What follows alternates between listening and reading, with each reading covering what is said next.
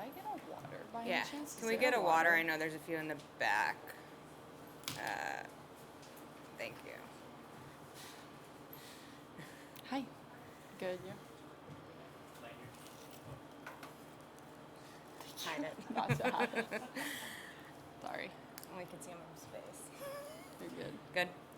Welcome back to the interview area for the 2024 U.S. Women's Open presented by Ally. We are joined by world number one, Nelly Korda. Nelly, it's your 10th U.S. Open. When you hear that, yeah, what does that mean to you?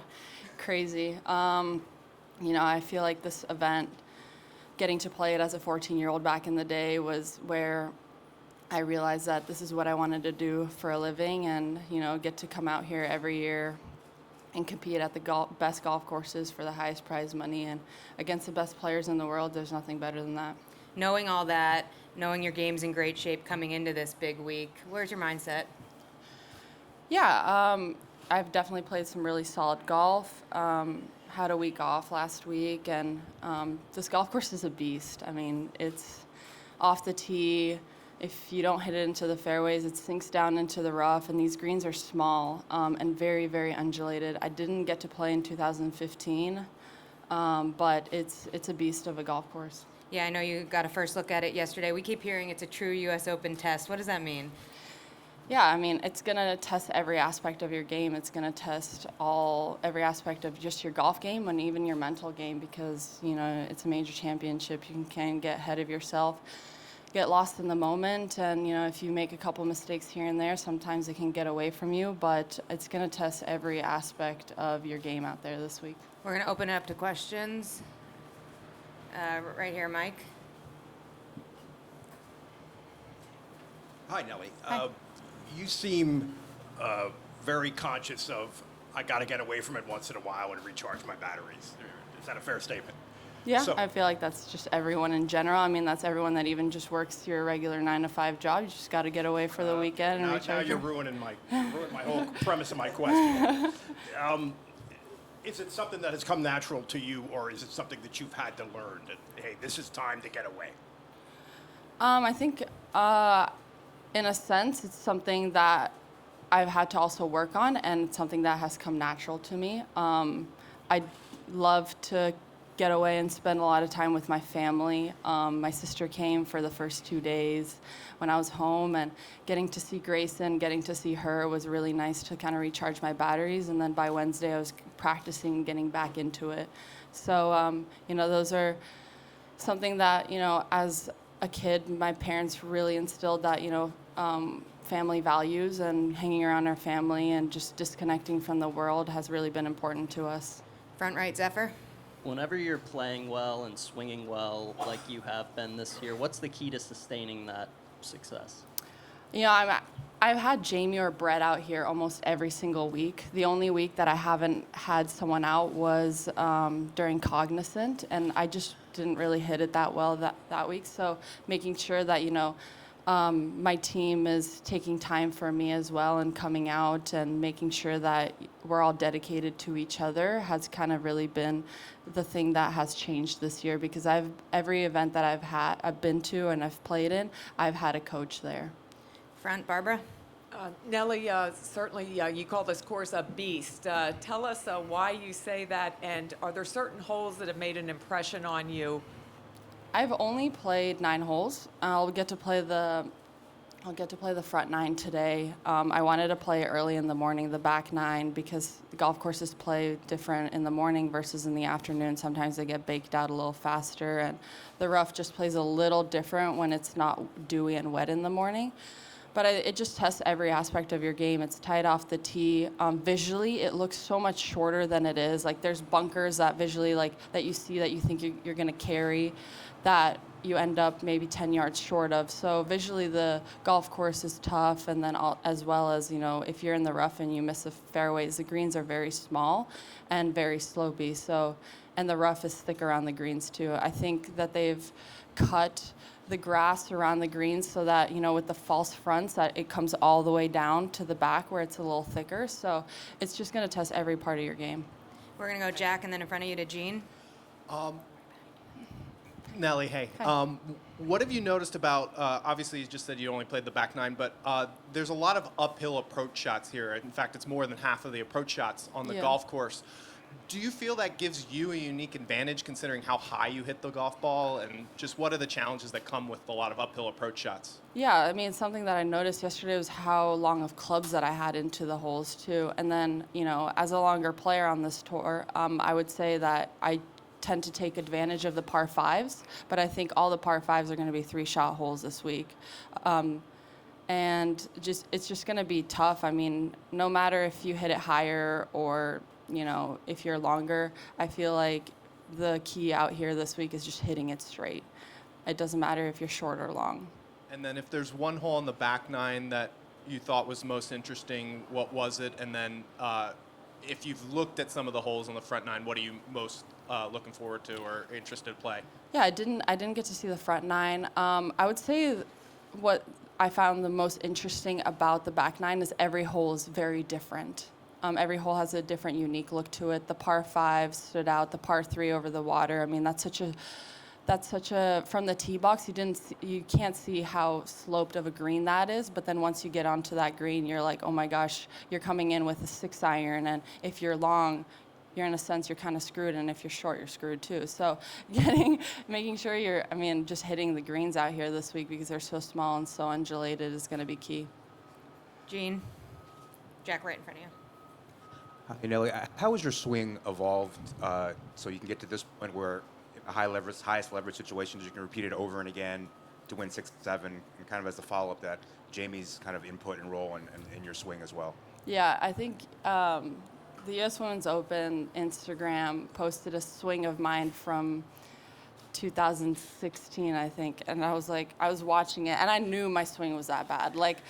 And that just shows how much there's always hope, really, for anyone out there, because I worked really, really hard on my swing, and I'm very grateful for David Whelan, who actually, I would say, is the person that completely turned my golf game around. And then Jamie for dedicating his time to me this year, being out here almost every week with Brett, and making sure that nothing kind of falls out of place. For us, you know, Monday, Tuesday, Wednesday are very, very important to make sure that my swing is in the right plane, in the right spots. And then also on my weeks off, there's a lot of FaceTime sessions and a lot of swing videos and a lot of time spent with my tripod.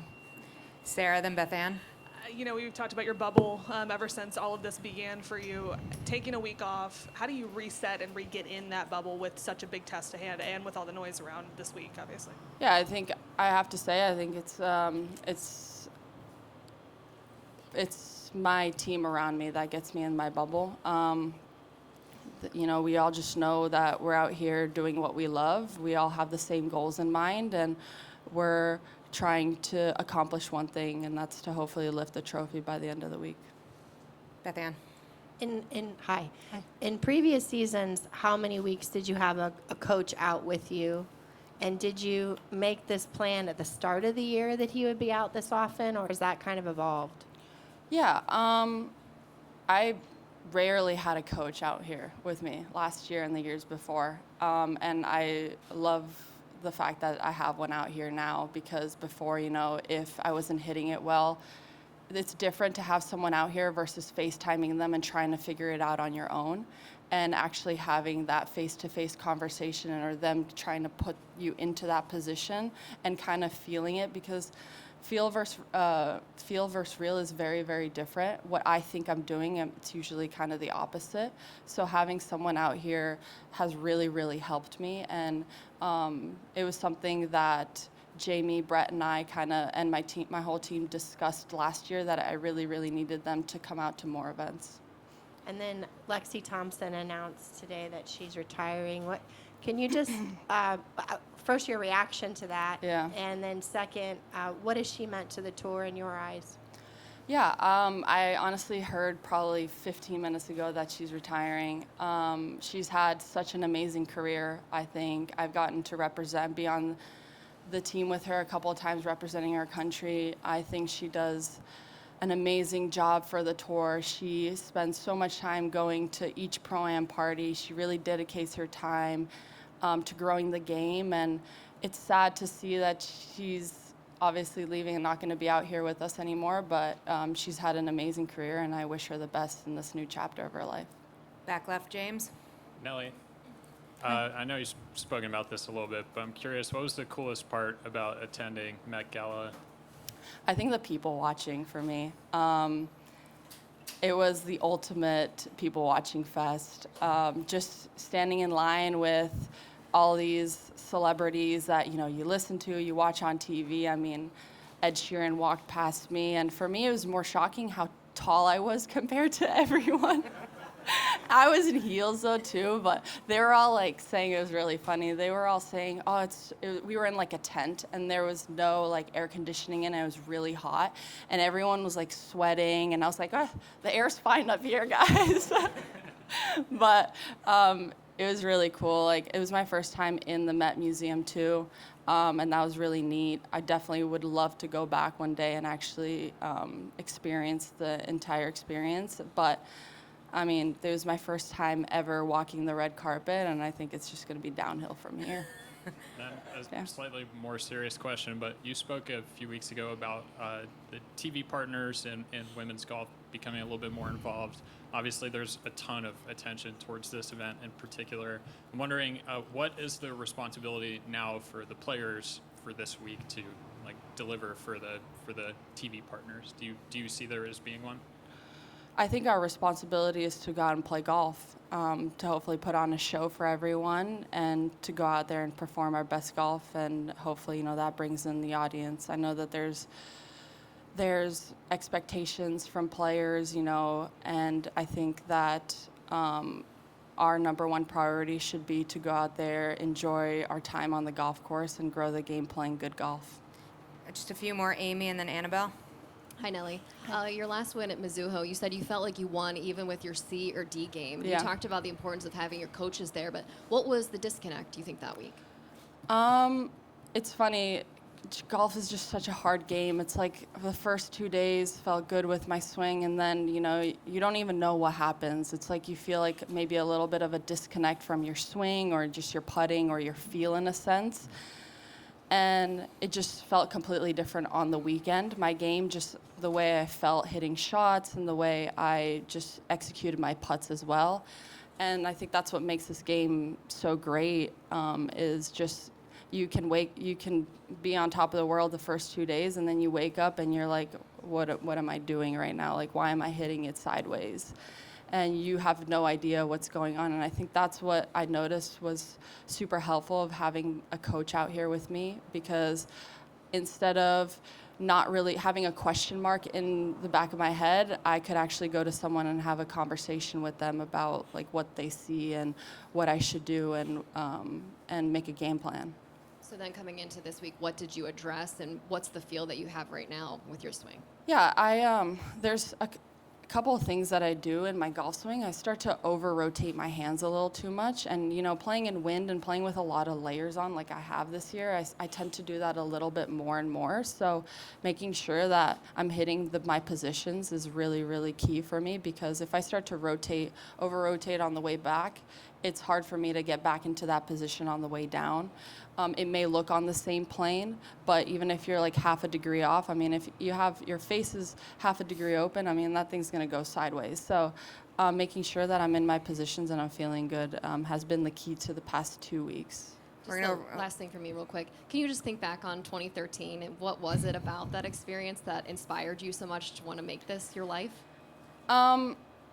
I would say, obviously, playing against the best players in the world. Got to play practice rounds with Michelle Wee, Nyan Choi. Got to hit balls next to Lydia. Got to hit balls next to Inbee Park.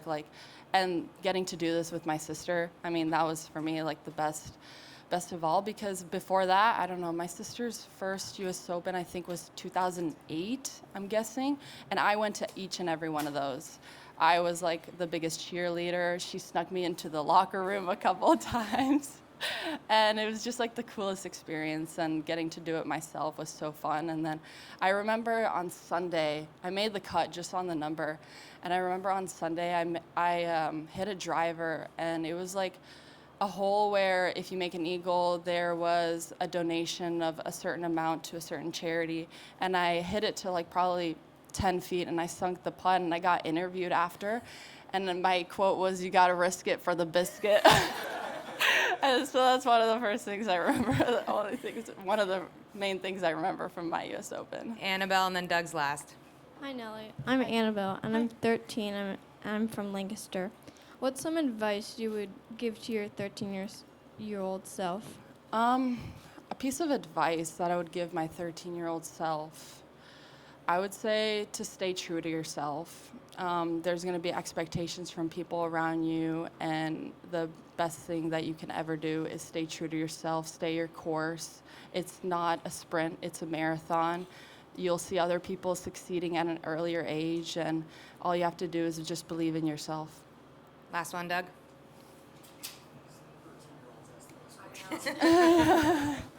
Speaking of expectations, and it kind of rings a bell, what kind of expectations on you do you sense, and do some of them annoy you? No, I don't think some of them annoy me. I think obviously with the position I'm in, there are gonna be expectations. I do not want to lose who I am. I'm gonna always stay true to who I am, because at the end of the day, when I go to sleep, I need to be proud of who I am. So in a sense, no, I don't think I have any expectations. I just try to be very, very pure and very, very honest with everyone around me. And I hope that they see that I am proud of the person that I am at the end of the day, and that is how I hope that I grow the game. I get a sense your own expectations aren't necessarily result-oriented. Or are they? Obviously, I go into every week wanting to win, but there is a sense that, sometimes that's not realistic. For me, I need to give 100% of myself every single day to not just my golf, my family, my workouts, life outside of golf, and for me, that's number one thing for me. And then lastly, if you can try and zoom out for a minute, there's so much attention on the growth spurt, really, of women's sports, soccer, basketball. Do you get a sense golf is getting enough, are they drafting, are they getting enough attention, considering its history, the amount of prize money that's got them, all that stuff? Is anything holding it back, and can you put your finger on what it might be? I don't know if I can really put my finger on what it could be. I think what we want is an increase every single year, from viewership, from sponsors, and from people around us interested in the game of golf. Not just, women's golf, but obviously in general, the game of golf. And I don't really have an answer for you there, but I do know that, it has been growing every single year, and I think that's what we should focus on, the positivity of that. Thanks, Nelly, for your time. Good luck this week. Thank you.